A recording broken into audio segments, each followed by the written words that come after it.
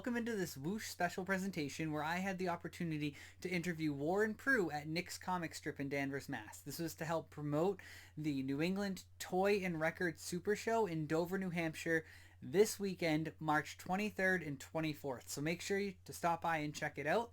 And also make sure to support Warren at warrenproulx.com. That's WarrenProulx.com. Absolutely fantastic human being. Absolute pleasure interviewing him for the 5-ish minutes that I have on film and the 30 minutes I spent talking to him after anyway. So enjoy it, and we'll catch you here later. Hey, we're here at Nick's comic strip in Danvers, Mass. With my guest, Warren Proulx. Hello, how are you? Make sure to check out warrenproulx.com. Oh. Show him some support. He stars in so much stuff at Disney Plus Star Wars shows. I was going to say, let him plug himself, because I'm awful at it, apparently. Yeah, so I started on Mandalorian Season 2, Force Cupping Grogu, became a Tusken Raider on Boba Fett, and on Ahsoka was a Night Trooper and a couple other things. But then in between that, I was doubling for Obi-Wan on the Obi-Wan series. Which is really, really cool. So he'll be at the New England Toy and Record Super Show at the Elks Lodge on Durham Road in Dover, New Hampshire. So make sure to stop by this weekend to check him out. I have you. Yes. What was your favorite part of doing the Star Wars shows? My favorite part was Obi-Wan, because I got to wear all the costumes. And actually I got to ride a camel. It was the one I was most involved in, because I was there every day. And you got to literally be Obi-Wan. Right. Which is right. pretty awesome. But yeah, so that was all my favorite. It was a 45-minute drive at 5 o'clock in the morning, but I would put on my Star Wars and just drive all the way down, and then 12 hours later I'd drive back home. Well, all right. So being Obi-Wan, probably one of your favorite parts. What's your least favorite part? I know we kind of talked a little bit before.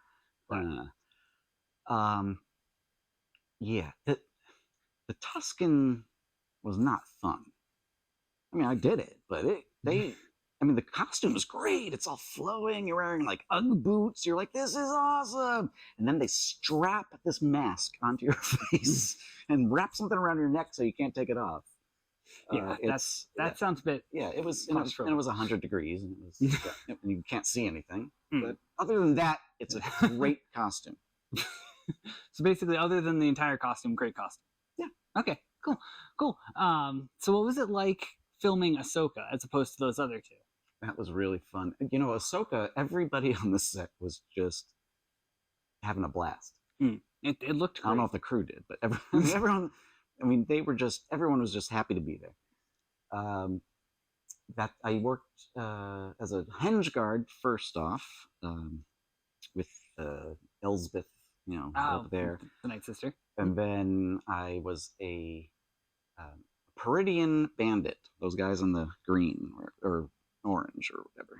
Ah, okay. And then the Night Troopers. So there was about 15 of us. Actually, this is from one of the Night Troopers. He made this for us. Vic is his name. Okay. Hey, Vic. So being a Night Trooper was hilarious. It was tough. But we were the only ones that ever had to stand back up. Yeah. Stormtroopers generally don't need to stand back up. Yeah. So it was very difficult to maneuver yourself into a standing position. And you guys got to be the first stormtroopers that didn't have to have perfect armor. Well, that too. Cool. They're not coming up and. Although by the time we were done filming, we were falling apart. They were taping us together with Gorilla tape and white electrical tape. It started off as a actual costume, and then by the end they were actually. They were kind of beat up. I think they might have been one of the original ones, but they were beat up to begin with. But by the end of the thing, we were just being held together with tape. So did you do? I know they talked about, was it the volume? The wall? Yeah, the volume. So how cool or how different is it working with that as opposed to being on a site?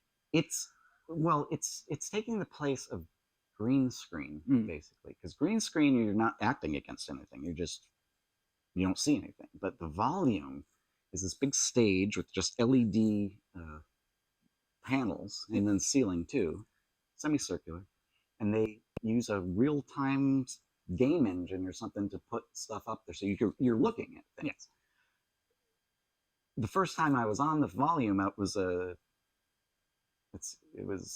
Mandalorian season 2. Okay. And I didn't know I was on the volume. So it was, we pulled in, we're in a base, and I'm looking around, and we weren't shooting it, I was just looking around. I see this big, I see this big, like, AC vent or something coming out this way, and then it turns and it goes down that way, and I'm like, wow, there's a big, and then I'm looking, that's not real. Like, from dead on, it looks real, and from the camera, it looks even better. But nothing off, and yes, that's why they have to continually adjust with the camera. The camera is always going to be the best focus and best whatever, to make it look right. As real as it can. Okay, that's pretty cool. Is there anything, I don't want to take up too much of your time, is there anything you wanted to plug while we're on here? Just the Toy and Record Super Show. Oh, there's WarrenProulx.com too, sure. If you can't make it to the show. What can we find on WarrenProulx.com, friends? Tell us all about it. You can find some of these. You can find some of these. The coins are the new ones. The New England Toy and Record Super Show in Dover, New Hampshire this weekend, March 23rd and 24th. Stop by, visit Warren Proulx. Come on down, say hello. And don't forget that Nick's Comic Strip will be there in full force for all of your collectible needs. That's easy for you to say. Yeah, seriously. But I want to say thank you again for thank you so much. doing all this. I appreciate it.